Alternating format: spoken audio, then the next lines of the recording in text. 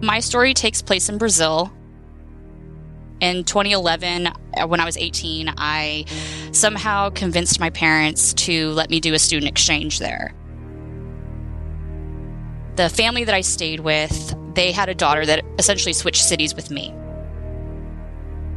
The family has 2 daughters. One of them was in Texas, and then the other one was there.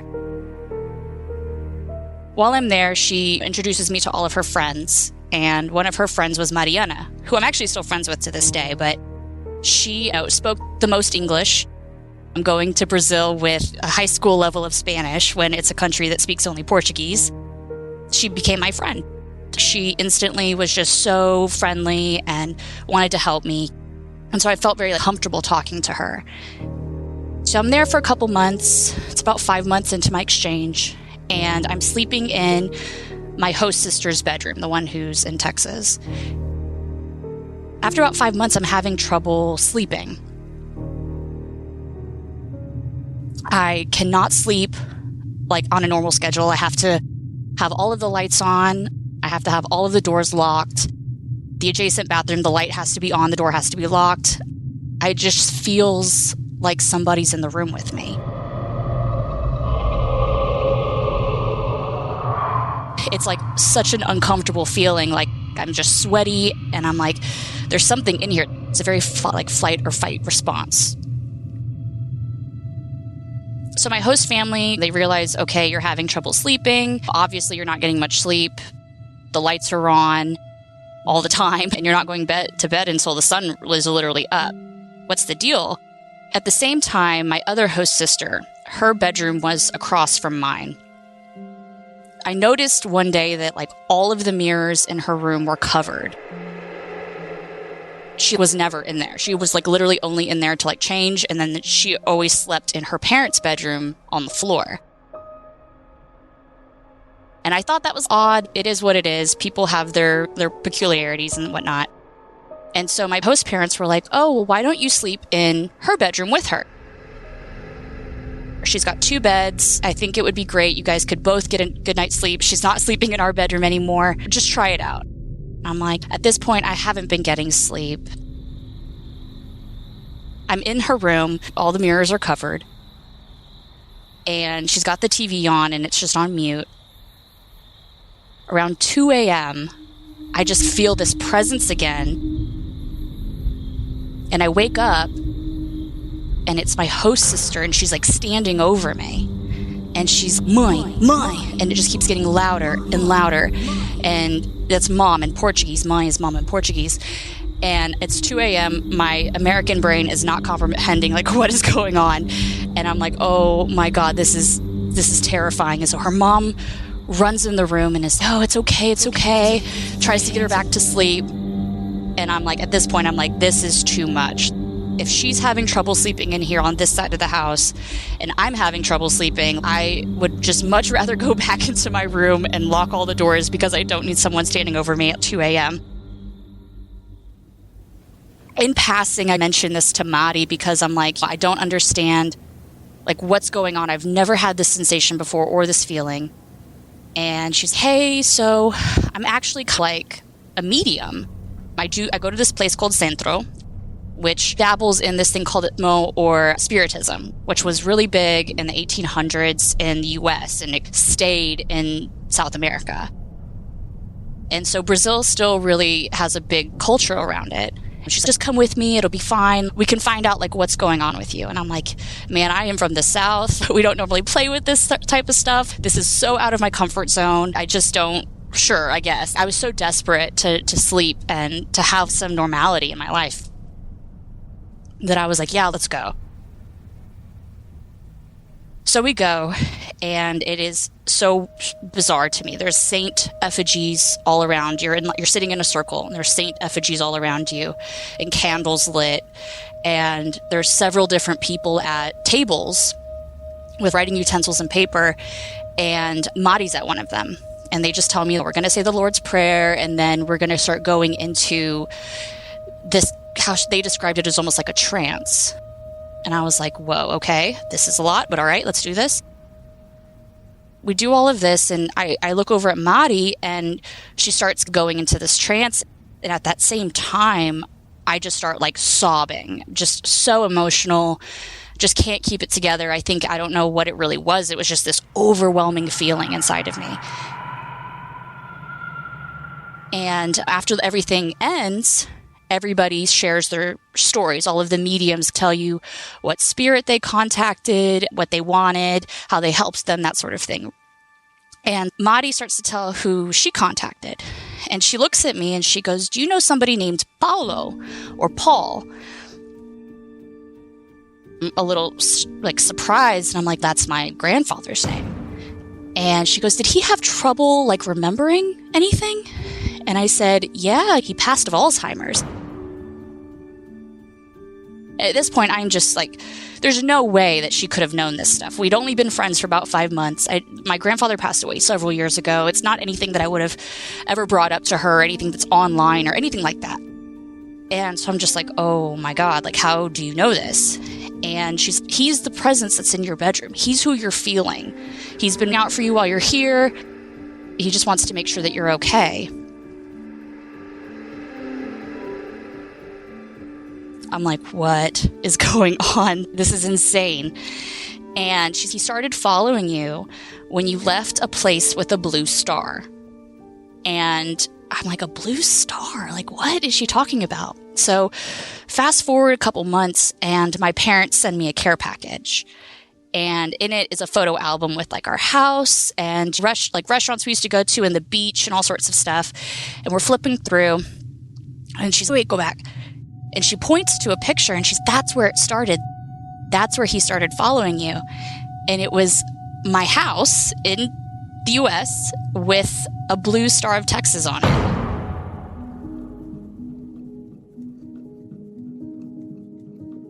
it. It was unbelievable. And ever since that moment, I 1,000% believe. I believed it a little bit before, but this really solidified it for me that there was absolutely no way she could have known any of this. No way she could have known any of this. And it was just like mind-blowing, honestly. I don't really know if I have an explanation for what happened.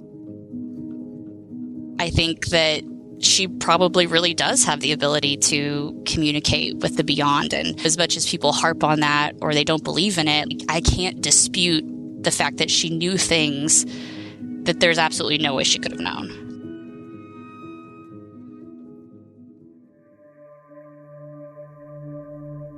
I think I didn't know how to process it. When I told my mom this story, she, of course, was very like, "There's no way that was your grandfather. Don't play with this stuff. It could have been something disguised as him." And I'm like, I don't know. I don't know. But after going with her to this, it dissipated. Like, that feeling of being so uncomfortable was no longer there. I was able to actually sleep, and I was actually able to accept that, okay, this could be my grandfather in this room with me. I was able to accept it, and I was okay after it. It was very bizarre. I was part of a group of exchange students, and we switched houses. So I stayed with this family for a few months, and then another exchange student who was also in my group stayed with them as well. And there was one time towards the end of our exchange that she asked me, she was like, "Did you ever feel like weird? Did you ever have trouble sleeping?" And I was like, and I never told her any of this. And I was like, "Yes." And she said, "So have I." She said, I've locked the door and somebody has been trying to get into my room. And the door handle keeps shaking. And nobody is doing this. There's no feet like at the bottom of the door, like where you could see it, because she has the lights on too. And she was like, "There's no feet down there, but there's handle shaking." So I think there is something in that apartment, and I think that my other host sister was picking up on it. And it was essentially 2 apartments put together. So it could have been just that half of that apartment. There's just something there, because I don't know. It's just, she would not sleep in her room. And I probably should have picked that up from the very beginning, that there's something going on there.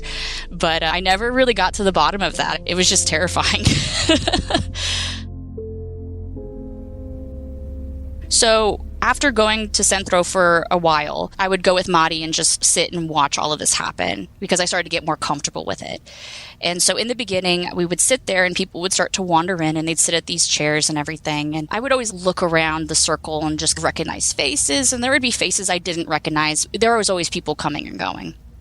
And so there's one time where Mari starts to go into this kind of this trance, and it's a very like heated one. She's very emotional. She's crying.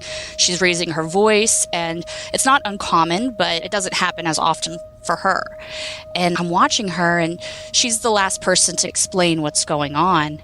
She looks dead at me, and she said, "So the girl I'm talking to doesn't know that she's dead. She's has something wrong with her heart, but she doesn't know why. She doesn't know why all of these other people are ignoring her, why her family's ignoring her, and how come only the American can see her." I was the only American there, and I'm like, oh my God, this is crazy. Like, she must have been one of those new faces I saw, didn't recognize. And so since then, they had contacted the family, and she gave them enough information to contact the family, and they said, yeah, our daughter passed away very suddenly of a heart attack. We've been trying to contact her, because that's a very common thing there, is to try to get in touch with your loved ones and things like that. And they said, we've tried to contact her, and she just died very suddenly of a heart attack. And so essentially the people in the Centro in Mariana tried to help her pass over and help her find peace. But I was a little taken aback by the fact that, I was the only one that could see her. And I don't know. I think I saw a picture of her later when they showed me her obituary, and she just looked like a girl that I had seen coming and going into the Centro. And I just didn't really think anything of it. It's a wide room. It's all tile. And then you have just folding chairs essentially in a circle. And you have these little folding tables set up around the space. And so in the middle, or at the bottom, at the base of the circle, is like the saint effigies, and you light a candle before you start. So it's very open, I guess you could say. You could look up Centro de Espiritismo or something like that. Or you could type in Brazil, but I think really just in these people's houses, like on the bottom floor in the garage, essentially, of these people's houses, or in the common space. And there's all open. There's the doorways are open to allow people and spirits to come in and out. And it's just very open. A lot of people who go are very Catholic and part of the church. And so if this was happening in the U.S., people would think, or you're dabbling with witchcraft and what have you. But there, it is very just normal and accepted, and people really go to it for comfort. They have these centers where they cleanse you of your energy, of bad energy and things like that, which, I mean, as an American who had no exposure to this going into it, it was a very mind-opening experience, and it was just very neat that this is what people went to for comfort. And you see that people were having real experiences and getting closure, and I think that's really cool. You'd almost think of it as, trying to think, almost like a patio is how it was set up, but like a covered patio with a few more walls, and it's all tile. All of it is tile. Very calm. There's usually no talking.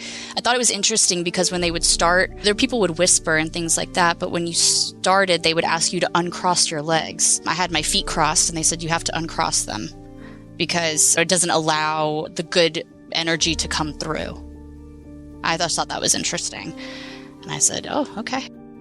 And I've always looked into these centros too, because I'm curious just to see how it is across continents, if it's the same or if it's a little different. But yeah, it's a very, very mind-opening experience, and it definitely made me a believer, I'll tell you that.